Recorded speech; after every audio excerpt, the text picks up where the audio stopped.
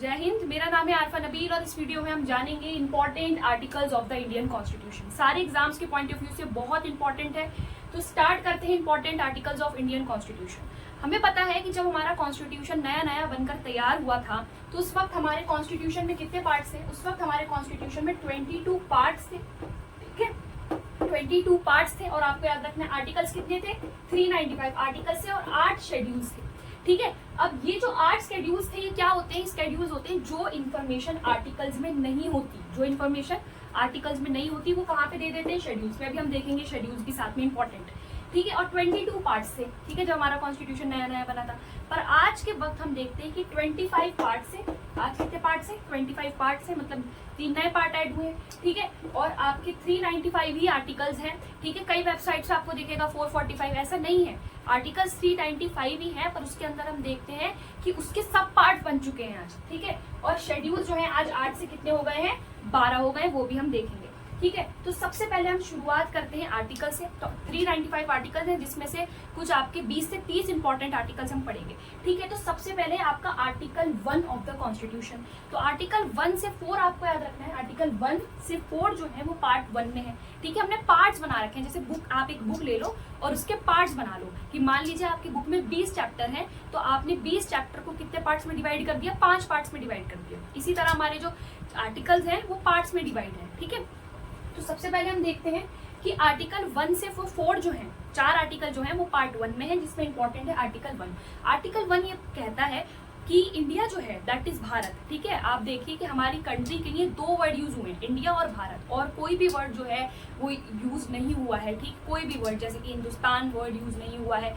ठीक है, और कोई भी वर्ड जो है हम देखते हैं कि हमारी कंट्री के लिए यूज नहीं हुआ है। तो इंडिया दैट इज भारत, ठीक है, shall be union of states, ये लाइन लिखी हुई है। ठीक है, और यूनियन टेरिटरीज जो हैं, हमारी जो यूनियन टेरिटरीज हैं 8, और हमारे जो स्टेट्स हैं, स्टेट्स कितने? 28। ये दोनों कहाँ मिलेंगे आपको? शेड्यूल 1 में। ठीक है, आर्टिकल्स में नहीं मिलेगी आपको इन्फॉर्मेशन। अगर आपको जानना है कि यूनियन टेरिटरीज और शेड्यूल्स, यूनियन टेरिटरीज और स्टेट्स जो हैं वो कहाँ मिलेंगे आपको? शेड्यूल 1 में। और शेड्यूल टोटल कितने हैं? 12 शेड्यूल हैं, जिसमें शेड्यूल 1 बात करता है यूनियन टेरिटरीज की लिस्ट की और स्टेट्स की लिस्ट की। तो ये है हमारा आर्टिकल 1। एक बात मैं आपको बताती हूँ, देखिए जैसे ये आर्टिकल 1 मैंने लिखा और ये इस तरह से पढ़ेंगे इसको क्लॉज 1। ठीक है, तो आर्टिकल्स के अंदर भी पार्ट्स होते हैं, जैसे कि आर्टिकल 1, ठीक है, आर्टिकल 1 का क्लॉज 1, आर्टिकल 2 का क्लॉज 2, इस तरह से भी लिखते हैं। ठीक है, आर्टिकल 1 का क्लॉज 2 भी होता है। ठीक है, जैसे कि आर्टिकल 1 में 3 क्लॉजेज होते हैं। ठीक है, इतना आपको पढ़ना नहीं है, आपको इंपॉर्टेंट सिर्फ याद रखना है कि आर्टिकल 1 जो है वो किसकी बात करता है? India that is Bharat shall be union of states, 2 word use हुए हैं। ठीक है, और आपका यूनियन टेरिटरी और स्टेट्स की जो लिस्ट है वो कहाँ मिलेगी आपको? फर्स्ट शेड्यूल में। दूसरा है आपका आर्टिकल 2। आर्टिकल 2 ये कहता है कि पार्लियामेंट के पास ये ताकत है कि वो नए स्टेट्स को एडमिशन और स्टैब्लिश कर सकती है। ठीक है, मतलब हम देखते हैं कि कई जो स्टेट्स हैं वो बाद में इंडिया का पार्ट बने, जैसे कि आपका गोवा आपको पता है कब इंडिया का पार्ट बना है? 1961 में। सिक्किम कब बना है आपका? 1975 में। तो हम देखते हैं कि आज़ादी के बाद भी कई स्टेट जो है वो इंडिया का पार्ट बने हैं, और पावर किसके पास है? पार्लियामेंट के पास। ठीक है, उसके बाद है part 2 of the constitution. Part 2 जो है वो उसमें आर्टिकल्स कौन से हैं? 5 to 11। ठीक है, और ये बात करता है, आपको बहुत इंपॉर्टेंट बात याद है, सिटीजनशिप की। ठीक है, सिटीजनशिप की बात करता है। आपको सिर्फ याद रखना है कि पार्ट 2 किसकी बात करता है? पार्ट 2 सिटीजनशिप की बात करता है। ठीक है, 150। उसके बाद है आर्टिकल 14 ऑफ द कॉन्स्टिट्यूशन, बहुत ज्यादा इंपॉर्टेंट है, बहुत कई बार ये क्वेश्चन देखा जाता है। आर्टिकल 14 के अंदर भी क्लॉजेज हैं, पर वो हम नहीं जाएंगे। तो आर्टिकल 14 बात करता है इक्वालिटी बिफोर लॉ की और इक्वल प्रोटेक्शन ऑफ लॉ की। देखो इक्वालिटी बिफोर लॉ जो है, ठीक है, वो बात करता है कि कानून के सामने सब बराबर हैं। ठीक है, कानून ये नहीं देखेगा कि सामने कौन खड़ा हुआ है, बच्चा खड़ा हुआ है या फिर एक नौजवान खड़ा हुआ है। जो सजा जिसकी है, जैसे कि मान लीजिए अगर कोई 10 साल के बच्चे ने, 8 साल के बच्चे ने मर्डर कर दिया है तो उसको भी सजा मिलेगी। ठीक है, हो सकता है कि उसका मेंटल लेवल ठीक ना उस टाइम पर। ठीक है, और एक जो आपका एक 18, 19, 20 साल का जो पूरे आपका इंटेलेक्चुअल लेवल रखता है बिल्कुल सही, उसने मर्डर किया, तो दोनों को सेम सजा मिलेगी। कानून जो है वो बिल्कुल भी किसी भी तरह का डिस्क्रिमिनेशन नहीं करेगा, किसी भी तरह का फेयर डिस्क्रिमिनेशन भी नहीं करेगा। तो इक्वालिटी बिफोर लॉ का मतलब क्या है कि कानून के सामने सब बराबर है। तो अगर ये पूछें कि इक्वालिटी बिफोर लॉ जो है ये एक नेगेटिव कॉन्सेप्ट है एक तरीके से, ठीक है, और ये ब्रिटिश ओरिजिन का कॉन्सेप्ट है, आपको याद रखना है। ये जो इक्वालिटी बिफोर लॉ का जो कॉन्सेप्ट है कि कानून के सामने सब बराबर हैं, ठीक है, और आंख बंद करके जो है कानून न्याय करेगा, सामने कोई भी खड़ा हो, ठीक है। तो यहाँ हम देखते हैं कि ये ब्रिटिश कॉन्सेप्ट है और आर्टिकल 14 में दिया। और आर्टिकल 14 में एक और चीज दी है, इक्वल प्रोटेक्शन ऑफ लॉ, ठीक है। आर्टिकल 14 में इक्वालिटी बिफोर लॉ भी है आपका 14 क्लॉज 1 में, और आपका इक्वल प्रोटेक्शन ऑफ लॉ भी है। इक्वल प्रोटेक्शन ऑफ लॉ क्या कहता है कि देखिए अनइक्वल कंडीशंस के अंदर हम अनइक्वल बिहेवियर कर सकते हैं, ठीक है, जैसे कि आपने देखा होगा। मतलब इक्वल प्रोटेक्शन ऑफ लॉ ये कहता है कि सब सारे लोगों पर सेम कानून नहीं लागू होगा, सभी लोगों के लिए सेम कानून नहीं बन सकते हैं, क्योंकि इंडिया एक बहुत ही डाइवर्स कंट्री है। यहाँ पे डिफरेंट फैक्टर्स हैं, यहाँ पे डिफरेंट लैंग्वेजेस हैं, यहाँ पे डिफरेंट कास्टेज हैं, यहाँ पे अलग इतनी ज्यादा डाइवर्सिटी है, इतनी ज्यादा वर्सिटैलिटी है कि हम सबके लिए सेम कानून नहीं बना सकते। अगर मैं कह दूं कि इंडिया की जो है नेशनल लैंग्वेज जो है वो मान लीजिए हिंदी है, हमें पता है इंडिया की कोई नेशनल लैंग्वेज नहीं है तो हिंदी है, तो पर साउथ के लोगों का क्या होगा, उनको तो हिंदी नहीं आती। तो ये तो अगर मैं कानून लागू कर दूं इस तरह का तो ये तो डिस्क्रिमिनेशन है ना।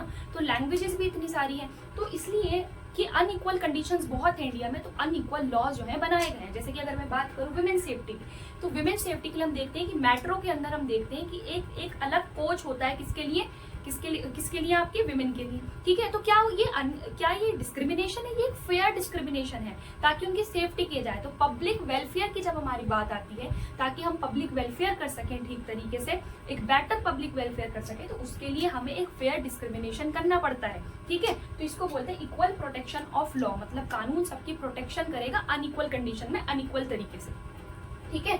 ऐसे अगर मैं मान लीजिए कि कई बार देखिए हम बच्चों के साथ भी कितना डिफरेंट व्यवहार करते हैं ना, 5 साल के बच्चे से अलग करते हैं और 30 साल के बच्चे से अलग करते हैं। तो ये तो हमारे देश की बात है, डाइवर्सिटी की बात है, तो इसमें तो आपका अनइक्वल बिहेवियर होगा ही, ठीक है। तो उसके बाद है आर्टिकल 17 ऑफ द कॉन्स्टिट्यूशन। ये जो था ना इक्वालिटी बिफोर लॉ का जो कॉन्सेप्ट है ब्रिटिश ओरिजिन का है, और ये जो है ये अमेरिकन ओरिजिन का है, ठीक है। ये नेगेटिव कॉन्सेप्ट है, ये एक पॉजिटिव कॉन्सेप्ट है, दोनों कॉन्सेप्ट आपको आर्टिकल 14 में मिलेंगे। उसके बाद है आपका आर्टिकल 17। आर्टिकल 17 कई बार कई एग्जाम्स में पूछा गया है, तो ये बात करता है अनटचेबिलिटी की एंड की, कि अब अनटचेबिलिटी किसी भी तरह का, हमें पता है कि इंडिया के अंदर कास्ट सिस्टम जो है वो बहुत ज्यादा कई जगहों पे देखा गया है। तो अनटचेबिलिटी को हम आर्टिकल 17 के अंदर बिल्कुल अबॉलिश करते हैं। ये बहुत बड़ा जुर्म है, आप अब किसी के इंसान के साथ छुआछूत नहीं कर सकते हैं कि भाई तू ऐसे मेरे सामने नहीं बैठ सकता है, ठीक है। तो इस कास्ट का इस तरह से नहीं हो सकता है, ठीक है। उसके बाद है आर्टिकल 18। आर्टिकल 18 बात करता है टाइटल्स के एंड की, किसी भी तरह का जो टाइटल होता है आपका, जैसे कि राजा, महाराजा, जमींदार, ताल्लुकदार, ये आप यूज नहीं कर सकते हो, ठीक है। टाइटल्स के एंड की 2 तरह के टाइटल्स को आप अडॉप्ट कर सकते हैं, एक है एकेडमिक और एक है आपके मिलिट्री टाइटल्स, ठीक है। और भी जो भी टाइटल्स हैं उनको क्या कर दिया गया है, उनको अबॉलिश कर दिया गया। तो अबॉलिशन ऑफ टाइटल्स जो है उसके अंदर आर्टिकल 18। उसके बाद है आर्टिकल 19, बहुत इंपॉर्टेंट। आर्टिकल 19 बात करता है freedom of speech and expression की, कि आप अपने ओपिनियन, अपने व्यूज जो है किसी भी तरीके से रख सकते हैं। रेस्ट्रिक्शंस हैं ऐसे, तो फिर अगर ये एब्सोल्यूट हो जाती कि बोलो जो बोलना है आपको, तो फिर तो लोग जो है इंडिया के अंदर कुछ ऐसे लोग हैं जो आपके इंडिया के खिलाफ बोलने लगते हैं, इंडिया के कॉन्स्टिट्यूशन के खिलाफ बोलने लगते हैं। रेस्ट्रिक्शंस हैं, ठीक है, पर फ्रीडम ऑफ स्पीच और एक्सप्रेशन दे रखा है कि आप बोल सकते हैं, आपको अपने व्यूज, अपने ओपिनियन रखने की पूरी आज़ादी है।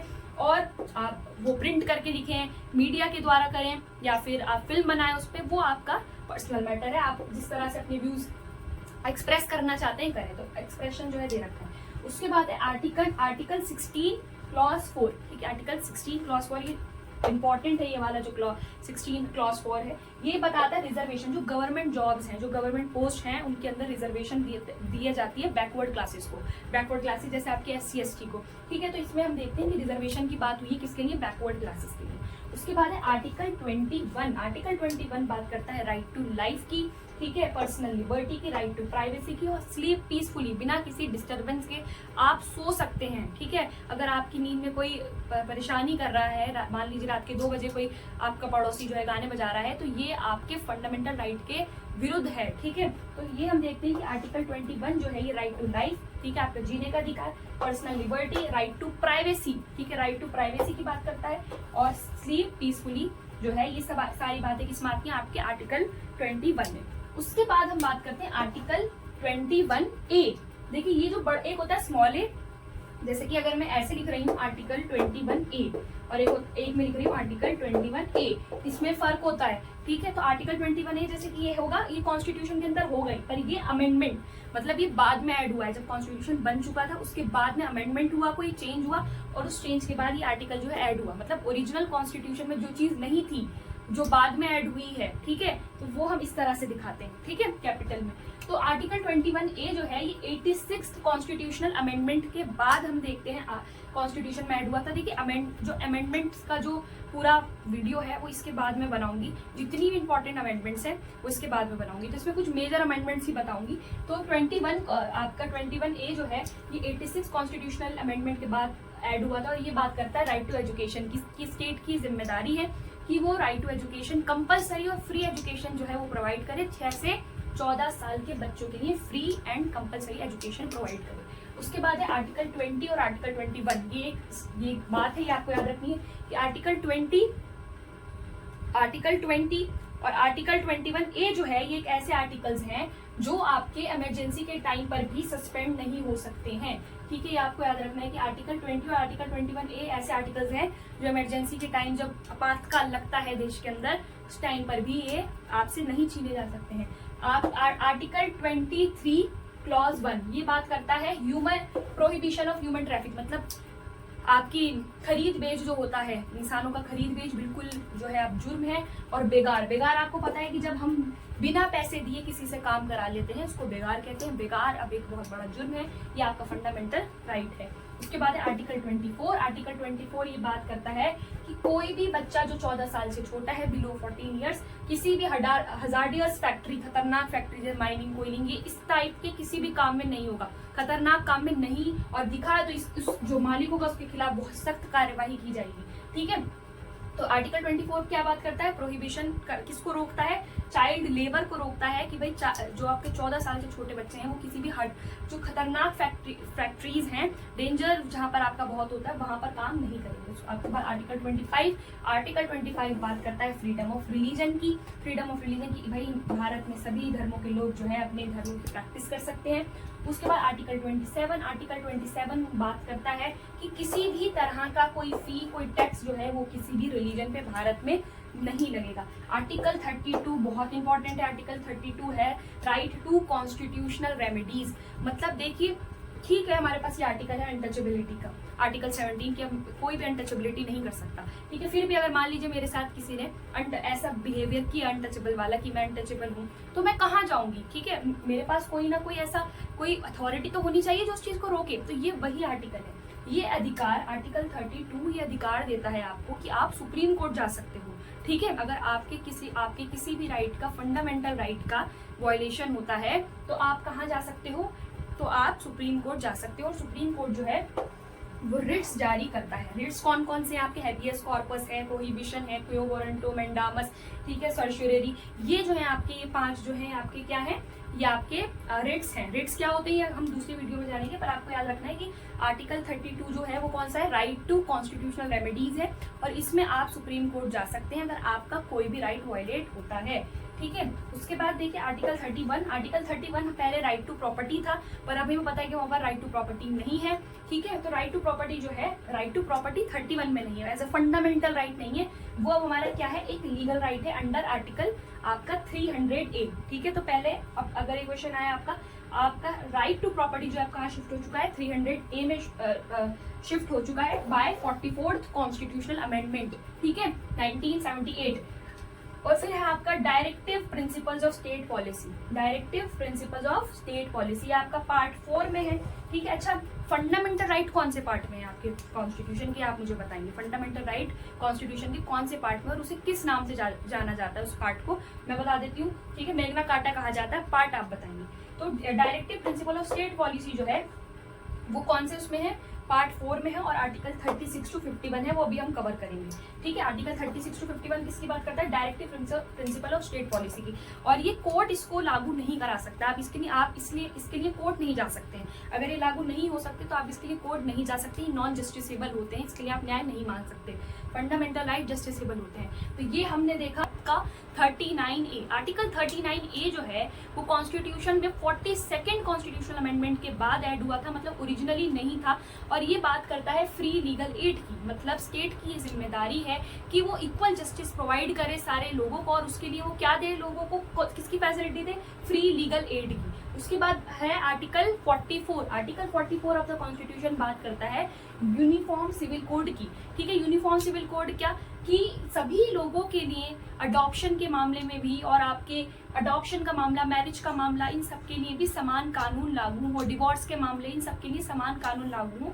आज हमारे देश में यूनिफॉर्म सिविल कोड नहीं है, सिवाय एक देश के, एक स्टेट के, और वो है आपका गोवा। सिर्फ यहाँ पर आपका यूनिफॉर्म सिविल कोड लागू है, ठीक है। उसके बाद है article 50 of the constitution. Article 50 of the constitution बात करता है जुडिशरी जो है वो, जुडिशियल एग्जीक्यूटिव जो है एक दूसरे से इंडिपेंडेंट होनी चाहिए। इन दोनों की जो पावर्स हैं वो एक दूसरे से क्या होनी चाहिए, इंडिपेंडेंट होनी चाहिए। उसके बाद है आपका इंपॉर्टेंट है आपका आर्टिकल 51A। आर्टिकल 51A जो है ये आपके कौन से पार्ट में है, ये आपके कॉन्स्टिट्यूशन के पार्ट 4A में है।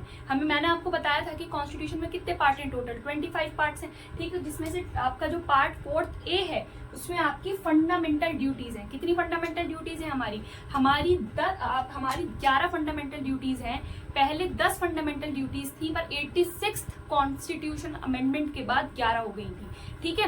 तो आपको याद रखना 86 कॉन्स्टिट्यूशनल अमेंडमेंट के बाद 11 हो गई थी, पहले 10 थी, ठीक है। और ये फंडामेंटल ड्यूटीज कौन से आर्टिकल में, आर्टिकल 51A। उसके बाद है आर्टिकल 52। आर्टिकल 52 बहुत आसान है कि भाई भारत का एक प्रेसिडेंट होगा। उसके बाद है आर्टिकल 53। आर्टिकल 53 बात करता है कि जो एग्जीक्यूटिव पावर्स होती है यूनियन की, वो किस में वेस्टेड होंगी, वो वेस्टेड होंगी आपकी प्रेसिडेंट ऑफ इंडिया में, ठीक है। याद रखना है आपको कि एग्जीक्यूटिव पावर्स जो होती हैं यूनियन की वो किसके पास होंगी, आपकी प्रेसिडेंट के पास। उसके बाद है 54 बताता है इलेक्शन ऑफ प्रेसिडेंट, ठीक है। 55 बताता है मेथड ऑफ इलेक्शन किस तरह से होगा। 56 आर्टिकल बताता है टर्म ऑफ प्रेसिडेंट, कितने साल के लिए जो है प्रेसिडेंट अपने पद पे रहेंगे, कितने साल के लिए रहते हैं, 5 साल के लिए, जब से उन्होंने ऑफिस संभाला है जब से 5 साल के लिए। आर्टिकल 58 बात करता है क्वालिफिकेशन ऑफ प्रेसिडेंट की, मतलब क्वालिफिकेशंस क्या है कि भाई वो इंडिया का सिटीजन होने चाहिए, 35 से उनकी उम्र कम नहीं होनी चाहिए, ठीक है। और आर्टिकल 59 बात करता है कंडीशंस की। कंडीशंस मतलब क्या कंडीशंस हैं कि मतलब वो पार्लियामेंट के किसी भी हाउस का जो है मेंबर नहीं होना चाहिए, ना ही स्टेट लेजिस्लेटिव असेंबली का मेंबर होना चाहिए, ये कंडीशंस हैं और ये क्वालिफिकेशंस हैं, ठीक है। तो आपको याद रखना है 58 और 59। उसके बाद है आर्टिकल 61, ये इंपॉर्टेंट है। आर्टिकल 61 बात करता है इम्पीचमेंट की, इम्पीचमेंट का प्रोसेस, हटाने का प्रोसेस क्या होगा, किसका, आपका प्रेसिडेंट का, प्रेसिडेंट को हटाने का प्रोसेस क्या होगा। उसके बाद है आर्टिकल 63। आर्टिकल 63 बात करता है भारत का एक वाइस प्रेसिडेंट भी होगा। अच्छा, अगर मान लीजिए आपको प्रेसिडेंट को अगर रेजिग्नेशन देना है तो वो किसे देगा, आपको याद रखना है वाइस प्रेसिडेंट ऑफ इंडिया को ही देगा, ठीक है। रेजिग्नेशन किसको देगा, वाइस प्रेसिडेंट ऑफ इंडिया को। आर्टिकल 72 इंपॉर्टेंट है। आर्टिकल 72 बात करता है पर्डेंट पावर ऑफ प्रेसिडेंट की, ठीक है। प्रेसिडेंट के पास पर्डेंट पावर होती है, मतलब क्षमा करने की, माफ करने की शक्ति होती है। अगर किसी को डेथ सेंटेंस भी मिल गया है, किसी को मौत की सजा भी मिल गई है, तो उसको भी क्या कर सकता है, माफ करा सकते हैं प्रेसिडेंट। और साथ ही अगर मान लीजिए किसी को उम्र कैद हुआ है और उम्र कैद से थोड़ी सजा हल्की करानी है कि 4-5 साल की सजा करानी है, तो वो भी प्रेसिडेंट कर सकते हैं। फॉर्म भी चेंज करा सकते हैं, किसी को फांसी हुई थी, फांसी से आप चेंज कर दो उम्र कैद में, ये प्रेसिडेंट के पास पर्डन पावर्स होती हैं। फिर है आपका article 76 of the constitution. Article 76 बात करता है अटॉर्नी जनरल ऑफ इंडिया की। अटॉर्नी जनरल ऑफ इंडिया जो होता है वो इंडिया के हाईएस्ट लॉ ऑफिसर होते हैं, और गवर्नमेंट इंडिया को कोई भी लीगल एडवाइस, कोई भी लीगल ओपिनियन जो लेना होता है वो किससे लेना होता है, आपका अटॉर्नी जनरल ऑफ इंडिया से लेना होता है। हाईएस्ट लॉ ऑफिसर ये आपके होते हैं, और इनको अपॉइंट कौन करता है, इनको अपॉइंट करते हैं आपके प्रेसिडेंट ऑफ इंडिया।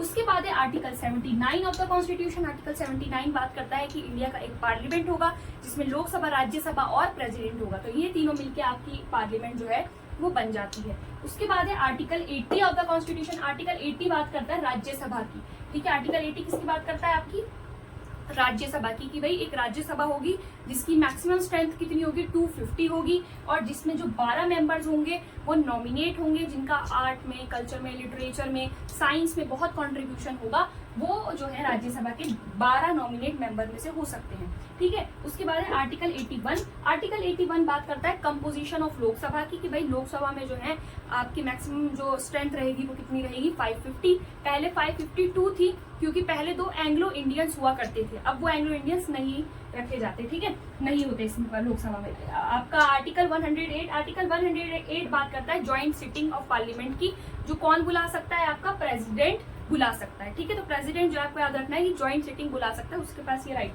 उसके बाद आर्टिकल 110 बात करता है मनी बिल की। मनी बिल का जो एक तरीके से डिफाइन है वो कहाँ दिया गया है, आपका आर्टिकल 110 में 110 में दिया हुआ है। जो भी फाइनेंशियल मैटर्स हैं, टैक्सेशन का मामला है, ये सब किसमें आपका मनी बिल में आते हैं। उसके बाद है आपका आर्टिकल 112। आर्टिकल 112 बात करता है बजट की। पर क्या बजट वर्ड यूज हुआ है कॉन्स्टिट्यूशन में? नहीं। क्या वर्ड यूज हुआ है बजट की? एनुअल फाइनेंशियल स्टेटमेंट, AFS लिख सकते हो आप, annual financial statement word use हुआ है। ठीक है, उसके बाद है आपका आर्टिकल 123। आर्टिकल 123 बात करता है ordinance power of the president की। ठीक है, ordinance power of the president मतलब जब लोकसभा और राज्यसभा सेशन में नहीं होगी, ठीक है, तो वो भी क्या बना सकता है, एक्ट बना सकता है। ये प्रेसिडेंट के पास ये पावर होती है। उसके बाद है आपका आर्टिकल 213। ठीक है, 123 और 213 ये मैंने इसलिए साथ में लिखे। गवर्नर की जो ऑर्डिनेंस पावर है, मतलब जब स्टेट लेजिस्लेटिव असेंबली जो होगी वो कहाँ नहीं होगी, आपकी सेशन में नहीं होगी, तो गवर्नर भी एक्ट बना सकता है, ऑर्डिनेंस पावर उसके पास भी है। ठीक है, उसके बाद है आर्टिकल 124। आर्टिकल 124 बात करता है कि इंडिया का एक सुप्रीम कोर्ट होगा, एस्टेब्लिशमेंट ऑफ सुप्रीम कोर्ट की बात करता है। आर्टिकल 148 बात करता है controller auditor general of India की। इसको अपॉइंट कौन करते हैं, आपके प्रेसिडेंट इसको अपॉइंट करते हैं। ठीक है, आर्टिकल 153 बात करता है कि स्टेट का एक क्या होगा, एक गवर्नर होगा। आर्टिकल 161 बात करता है गवर्नर के पास भी पर्डन पावर होगी। अभी हमने पढ़ा प्रेसिडेंट के पास भी पर्डन पावर होगी, कौन से आर्टिकल में, आर्टिकल 72 में। ठीक है, तो आर्टिकल 72 बात करता है कि प्रेसिडेंट के पास क्या होंगी, आपकी पर्डन पावर होंगी। और आर्टिकल आपका 161 ये कहता है कि गवर्नर के पास भी पर्डन पावर होंगी, पर क्या वो डेथ सेंटेंस भी माफ कर सकता है, तो इसका आंसर है नहीं। उसके बाद है आर्टिकल 165। आर्टिकल 165 बात करता है एडवोकेट जनरल फॉर स्टेट। ठीक है, एडवोकेट जनरल फॉर स्टेट की बात करता है कि एक एडवोकेट जनरल होगा स्टेट का, जो हाईएस्ट लॉ ऑफिसर होगा स्टेट का। ठीक है, अटॉर्नी जनरल ऑफ इंडिया किसका होता है, इंडिया का, पूरे इंडिया का, और ये स्टेट का होगा। ठीक है, इसको अपॉइंट कौन करता है, इसके अपॉइंट इसको करता है गवर्नर। कब तक ये, इसका टेनर कितना होता है, तो इसका कोई टेनर फिक्स्ड टेनर नहीं है कि 5 साल 6 साल, जब तक आपके गवर्नर जब तक चाहे, जब तक जो है एक तरीके से क्या रह सकता है, आपका एडवोकेट जनरल जो है ये रह सकता है। ठीक है, कर्ता धर्ता कौन है इसका, advocate general of India, advocate general of state का आपका गवर्नर। उसके बाद 226 आर्टिकल बात करता है रिट्स। देखिए रिट्स सुप्रीम कोर्ट में हमने भी पढ़ा आर्टिकल 32 के अंदर। ठीक है, तो रिट्स जो है आपके वो हाई कोर्ट भी जारी करता है, और ज्यादा ताकत किसके पास है, कौन ज्यादा पावरफुल है, तो आपको याद रखना है हाई कोर्ट जो है वो ज्यादा पावरफुल है सुप्रीम कोर्ट से रिट जारी करने में। ठीक है, उसके बाद है आर्टिकल 246A। आर्टिकल 246A जो है वो बात करता है GST की। ठीक है, गुड्स एंड सर्विस टैक्स, जो आपके कॉन्स्टिट्यूशन में नहीं था, आफ्टर आपकी 101 कॉन्स्टिट्यूशनल अमेंडमेंट के बाद GST जो है वो ऐड हुआ है। तो इसमें आपका आर्टिकल 243। आर्टिकल 243 एक बहुत बड़ा आर्टिकल है, और ये बात करता है पंचायत और म्युनिसिपैलिटीज की, मतलब लोकल गवर्नेंस की in urban area as well as in rural area. ठीक है, आर्टिकल 243 का जो D है वो ये बात करता है कि रिजर्वेशन होनी चाहिए पंचायत में SC STs के लिए। वहीं 243T बात करता है म्युनिसिपैलिटीज में रिजर्वेशन होनी चाहिए, किसके लिए, विमेन के लिए 1/3 रिजर्वेशन होनी चाहिए। ठीक है, आर्टिकल 29 इंपॉर्टेंट है। आर्टिकल 29 बात करता है protection of interest of minorities की, और आर्टिकल 30 बात करता है right to minorities to establish and administer educational institute. So educational institute जो है इस्टेब्लिश कर सकते हैं अगर माइनॉरिटी है, उनके प्रोटेक्शन की बात आर्टिकल 29 में की गई है। ठीक है, आर्टिकल 40 जो है आपका कॉन्स्टिट्यूशन का, आर्टिकल 40 ये कहता है कि स्टेट को क्या करने चाहिए, स्टेप उठाने चाहिए टू ऑर्गेनाइज विलेज पंचायत। ठीक है, तो विलेज पंचायत को ऑर्गेनाइज कराने के लिए क्या करने चाहिए, स्टेप्स उठाने चाहिए। आर्टिकल 49 ऑफ द कॉन्स्टिट्यूशन कहता है कि स्टेट को प्रोटेक्ट करने चाहिए हेरिटेज साइट्स को। ठीक है, जो हेरिटेज साइट्स हैं उनको क्या, स्टेट का काम है कि उसको प्रोटेक्ट करे। आर्टिकल 50 कहता है कि जुडिशरी को सेपरेट होना चाहिए किससे, एग्जीक्यूटिव से, दोनों की जो पावर्स हैं वो इंडिपेंडेंट होनी चाहिए। उसके बाद है आर्टिकल 143। आर्टिकल 143 ये कहता है कि प्रेसिडेंट जो है वो सुप्रीम कोर्ट से एडवाइस ले सकता है लॉ के मैटर पे, पब्लिक इंपॉर्टेंस के मैटर पे। ठीक है, आर्टिकल 169 बात करता है लेजिस्लेटिव काउंसिल की, स्टेट लेजिस्लेटिव काउंसिल की। जैसे कि इंडिया की एक पार्लियामेंट होती है, उसके 2 हाउसेज होते हैं, लोकसभा और राज्यसभा। वैसे स्टेट की भी जो पार्लियामेंट होती है उसके अंदर भी दो हाउसेज होते हैं, एक होती है विधानसभा और एक होती है विधान परिषद, मतलब एक होती है स्टेट लेजिस्लेटिव असेंबली और एक होती है स्टेट लेजिस्लेटिव काउंसिल। तो काउंसिल जो है मतलब हर जगह दो दो हाउसेज नहीं है पार्लियामेंट के, हर स्टेट में नहीं है, सिर्फ 6 ही स्टेट में लेजिस्लेटिव काउंसिल है। उसकी ट्रिक है कब तुम, ठीक है। तो कब तुम में स्टेट्स के नाम है, ए से है आपका कर्नाटका, ए से आंध्र प्रदेश, बी से बिहार, टी से तेलंगाना, यू से उत्तर प्रदेश और एम से है आपका महाराष्ट्र। इन 6 ही स्टेट्स के अंदर आपको क्या मिलेंगे, लेजिस्लेटिव काउंसिल मिलेंगे और सब में एक ही है लेजिस्लेटिव असेंबली। उसके बाद आर्टिकल 170 बात करता है कंपोजिशन ऑफ लेजिस्लेटिव असेंबली की, ठीक है। पार्लियामेंट जो है वो आपकी लेजिस्लेटिव असेंबली को बनाने का जो पूरा प्रोसीजर है वो यहाँ पे लिखा हुआ है, ठीक है। कंपोजिशन क्या होगी उसकी, ये सब यहीं पे लिखा हुआ है। आर्टिकल 105 जो है वो बात कर रहा है पार्लियामेंट्री प्रिविलेजेस की, कि जो सांसद है उनके पास क्या प्रिविलेजेस, क्या विशेष अधिकार होंगे।